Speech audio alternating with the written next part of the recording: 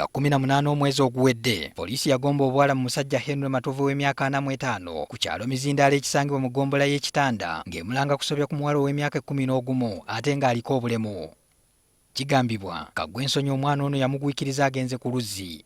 Ateeberezebwa okuba nga yawa omuwala ono ensimbi ezaamusokaasoka n'atuuka n'okukisa abazadde ebyamutuukako. Kati ono ne muganga agenda ku luzzi n'akwata akadomola nali mugambye kuyita wano ye n'awaliriza n'ayita eyo. Namukaza kiro sooka n'alwawo n'akataza kati olunaku olwokubiri n'ayogera.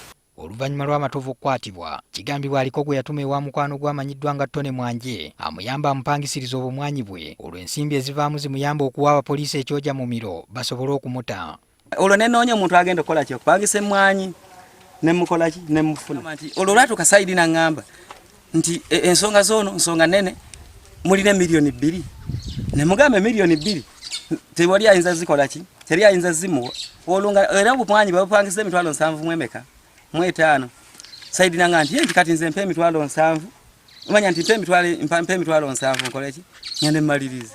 Oluvannyuma lw'okuwaayo ensimbi eri omusirikale wa CID, Mwanje yali akyalinda bamuteera omusibe asobole okukola endagaano y'emmwanyi ze yapangisa, ate yalabirawo ng'abasirikale batandise okwerumaaluma olw'obutakkaanya bwe baafuna mu kugabana ensimbi ze yakwasa CID. Sayidi waagenda eri akoma osa amugamba ddala guno omusango oyinza otya nkupa emitwalo 15.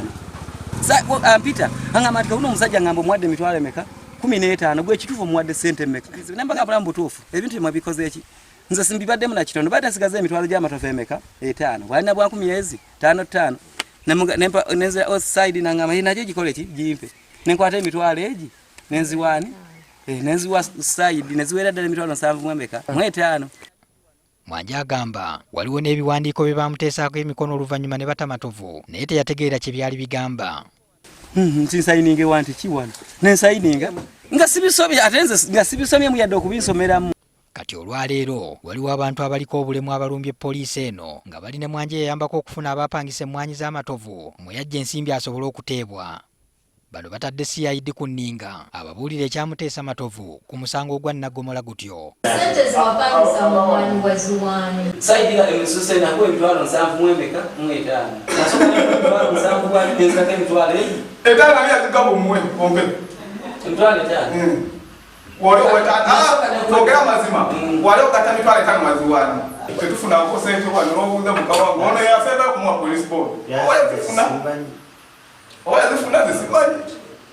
Ofiisi ono akakasizza ababadde bamulumirizza nti kyakola akimanyi era n'obumanyirivu alina bw'amaanyi mu nsonga zino. Awo ku disitulikiti batuna banchallenginga mu case file wano kankubireko katono teri asobola kunchallenginga mu case zino wadde ndi wano ku level ya Kitanda naye wano ku gundi wano ku file okusinziira ku mwogezi wa poliisi mu bitundu by'obukiikaddyo Paulo Kangave, abasirikale ku poliisi eya wansi eno tebaalina buyinza buta Henry Matovu mu musango omunene gutyo. Suspect aweebwa bondi ku level ya police post. Capital offences zonna zinoonyezebwako mu main stations ezezo district. So ensonga ezo twazikwasiza dda PSU eyongere okuzinoonyerezaako era ne fayiro eyitiddwa wano ku regioni. Omuwala yasobezebwako we twogerera aliko amakerenda agamuweereddwa okumira okutangira obulwadde oba okusoba ebiyinza okuba nga byamutuusibwako eyamusobya. Kyokka kigambibwa omuze guno be baana baliwo mu kitundu kino. Bakangavule abali b'enguzi mu poliisi.